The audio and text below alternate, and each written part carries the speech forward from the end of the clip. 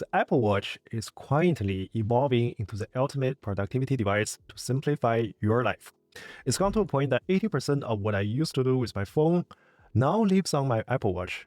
It's a car key when I unlock my Tesla, my wallet when I pay for things, name card when people want my contact. It's also my sleep tracker when I go to bed. I use it for recording meeting memos, taking my trainer's notes, or use it as a TV remote control when I try to prevent my kids from watching too much TV. So ever since I got my Apple Watch Ultra 2, I've noticed a shift in my habit. With the influx of impressive apps in the Apple Watch ecosystem, I increasingly find myself reaching for my watch instead of my phone. The watch apps are often more streamlined and minimalist, making them my go-to choice for many of my tasks. So in this video, I'm going to show you how did I set up my Apple Watch to maximize my productivity. It's not as simple as downloading the right apps. I'll try to talk about the reason I think over time why the watch is just going to get better, what apps or shortcuts you should pay attention to, and how you can set up your watch in a way that actually fits your own life. And before we start, this video is sponsored by Viture, which in my opinion is the best MR glass on the market today and a much cheaper Apple Vision Pro alternative. Consider this as a portable 135-inch screen you can carry in your pocket. And the good news is I'm giving away 2 pairs of them before Christmas to 2 subscribers. So if you do want to win them and find out more about Viture, watch until the end of the video to see how you may win the raffles. So I've had 4 Apple Watches throughout the past decade, ever since it first came out. But until the recent iOS 11 came out, none of these watches actually convinced me they were essential pieces of technology I could recommend it to almost anybody. That opinion changes when I bought the Ultra 2 along the latest watchOS release. Here is why I felt that way. For one, the Apple Watch's feature richness has finally reached a tipping point. Let's start with the most basic one. Some people still don't know about this, but you can pretty much make phone calls with your watch without having your phone around.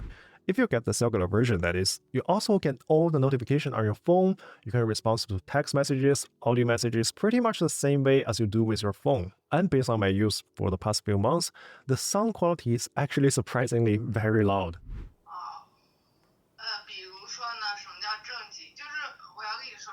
So nowadays, I find myself taking more phone calls this way because it's super convenient and because I'm mostly working in a quiet office space. Compared with using an actual phone, you have to fish it out from many of your pockets and locking it with your face, hold it up to your face at all times. It almost feels quite unnatural after getting used to making phone calls with just raising your hand. And messaging is the same way. You just raise your wrist, double tap your fingers, and start speaking. The text you want to send will be transcribed with incredible accuracy. For example, say you're working out. Who wants to carry a giant brick in your shorts while running or lifting, right? It just has to either dangle in your shorts or get strapped onto your arm, which isn't really the most comfortable things either. With a watch now, anything you can possibly do with a phone during the workout session, you can do with a watch. Need to go outside, want to listen to music or podcast without your phone? How about using a map? No problem at all. The watch can now handle all of them. You can even use it as a compass to backtrack to your vehicle if you've forgotten where you parked. With Siri now run natively on your watch, the response time is nearly instantaneous. Another reason is that the watch just makes using your phone a lot better. Little features like ping or flash your phone when you can't find it, camera remote control, or message reply with dictation, the list just goes on and on. We use electronics in many different ways. Out of all the electronics we use, some requires very complicated level of input, like keyboards or eye tracking. The more complicated the interaction between humans and machine is, the more specialized that device needs to be. And every once in a while, a new device comes along, and people realize that things we used to do with some other devices can now be done using the new device. So apps are developed, life gets easier for everybody, and internet often loses its mind for a few months, also known as the hype cycle. So why am I telling you this? I think it's interesting to know that only 34% of the apps available in the Watch App Store are made for the watch only, which means the vast majority of the apps developed for the watch are some form of the iPhone remake. It's safe to say by developing additional Apple Watch apps, these developers believe that Watch app in some way, shape, or form enhances the user experiences. My point is this. Some features are important, yet very infrequently used. You may use WhatsApp like about 20 times per day, but how often do you activate your Tesla Sentry mode? Probably just once or twice, right? Typically, the less often you use an utility application, the more likely it can be replaced by a widget on your watch. Think of things like your TV remote control, your Tesla key, or even your alarm clock. This type of application takes up precious space on your phone. And what people really want is simplicity. Wouldn't it be amazing to have a designated space for all the utility apps that you don't use very often? And what better place for those utility than right here on your wrist? This way, not only is very convenient to you, but it also declusters your phone to make for cleaner user experiences. Now, hopefully this little rant convinced you some features are better off leave on your watch. And to organize these features, I suggest you to use something called a focus mode. Rather than explaining the concept in a dry studio setting, why don't we take you through my typical day?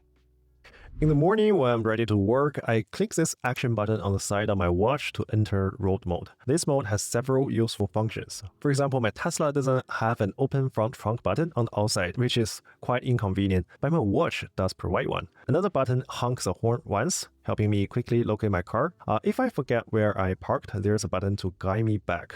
Inside the car, the watch face displays my favorite music playlist, easily activate with a double tap of the finger. Upon reaching the office, I simply exit the car and press this button to activate Sentry mode. These handy icons are shortcuts from the Shortcut app, which I'm gonna teach you how to use later.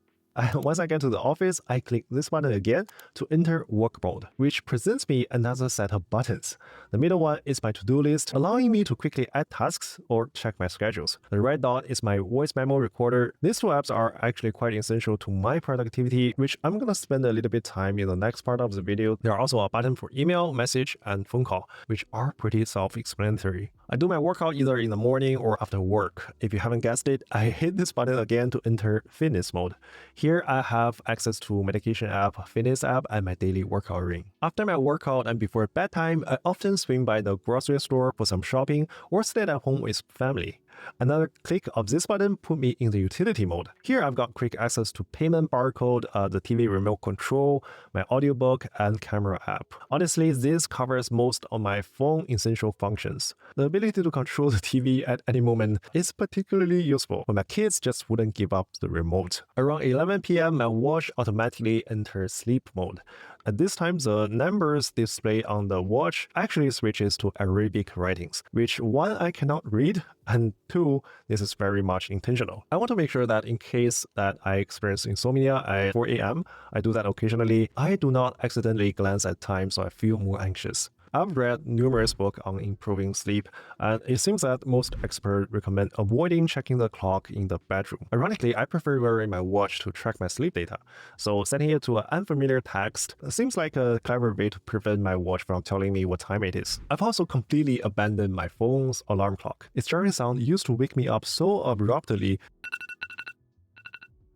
make me feel absolutely miserable. In contrast, the Apple Watch's alarm is gentle tap on the wrist that wakes me up smoothly. After a restful night, the watch returns to the default mode. I'm greeted with a watch face that packed with many information. For one, my sleep data, today's temperature and rain forecast, and most importantly, yesterday's stock market figures. I live between Asia and North America and bounce between the two places all the time. Time difference makes morning ideal for catching up some stock market news. As you can see, this one button allows me to cycle through different app functions throughout my day, presenting me with a variety of options right here on my wrist. Obviously, you can cycle through watch faces by long pressing the face and swiping left and right to select the appropriate ones. But I don't know about you, I feel like it's probably a better setup to just click a button and have the watch face swap to different ones automatically. That just feels like the right way of doing it. If you're curious how that's set up, let me show you how. Basically, this is a simple 4-step process. First, you create a bunch of watch faces like normal on your Apple Watch. Long press the watch face and click Add. Go through different setup options, and for now, just leave them there. And second, you need to set up multiple focus mode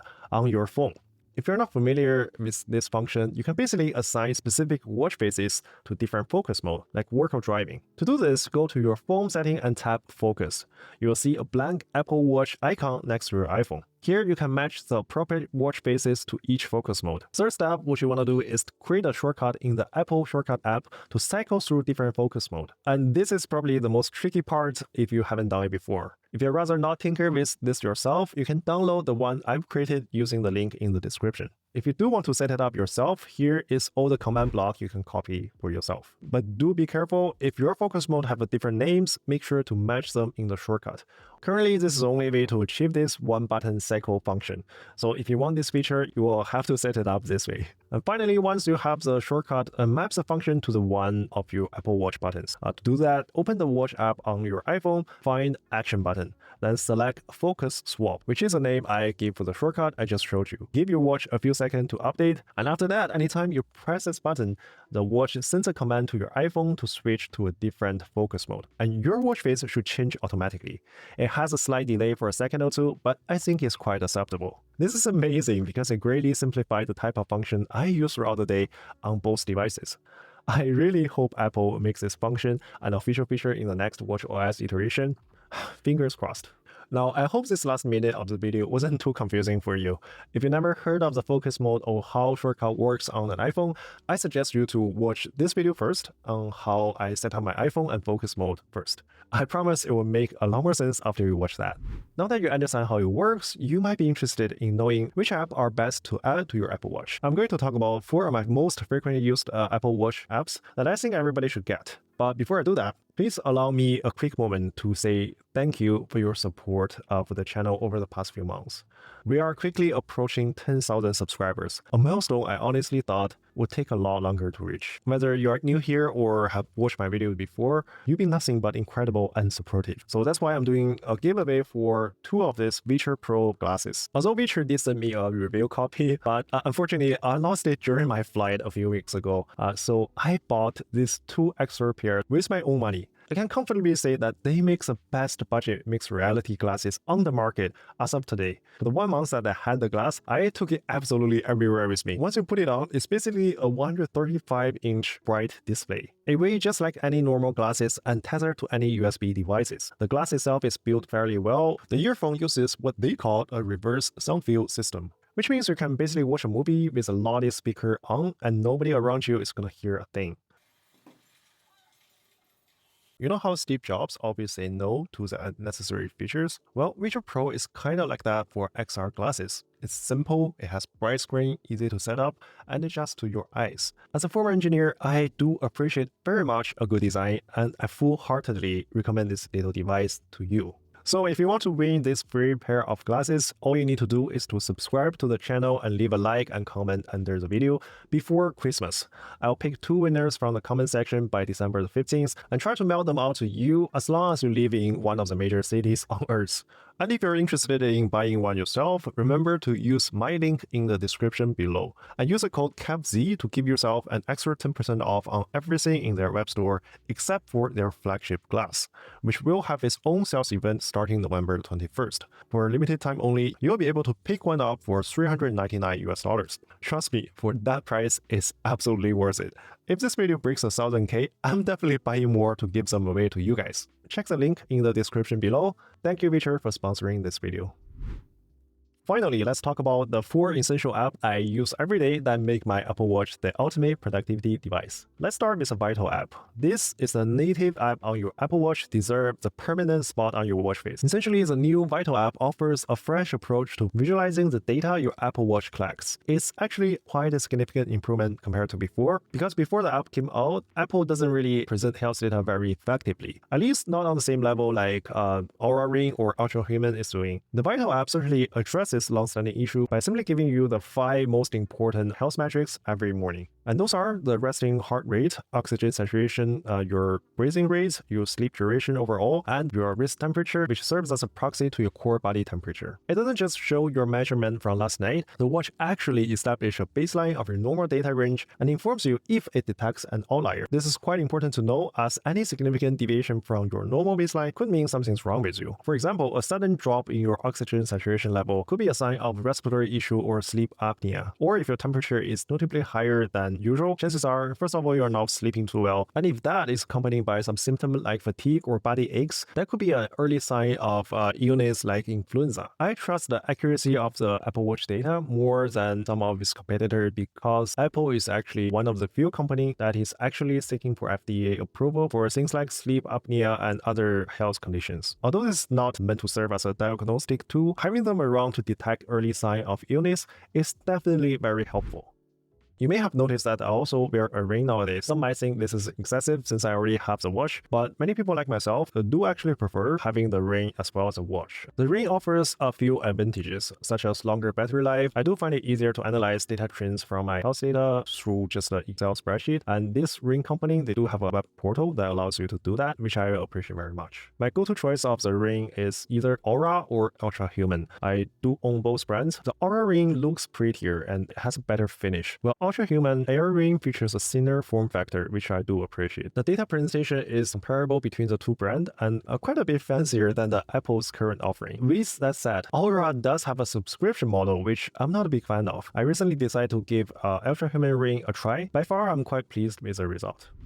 When it comes to health app, there are many great options. For instance, Heart Analyzer takes the Apple Watch data and projects it onto the watch face. Cardiovascular health is an area I'm actively trying to improve on. You might want to explore other options, dedicated health app that suits your own needs. On the work-related productivity side, there are two apps I believe are absolutely essential if you have an office job. Some of you know that I like to carry a notebook with me at all times to capture my thoughts, but that's not always possible. For example, if I'm running outside or having a work-related conversation or even conducting a short unplanned interview with somebody, you can always whip out a notebook and start writing things down. Are you taking notes? In a fast-paced environment, things happen very quickly. So I use two apps to tackle this problem, which I consider them to be the best in their respective category. The first one is called Just Press Record. It's a voice memo app that you can set up as a button on your watch face. Whenever you press it, it automatically starts recording voices around you. It always sits here on my watch face, ready to record. Whenever I'm in a meeting with my boss or clients and I need to capture every detail of every conversation,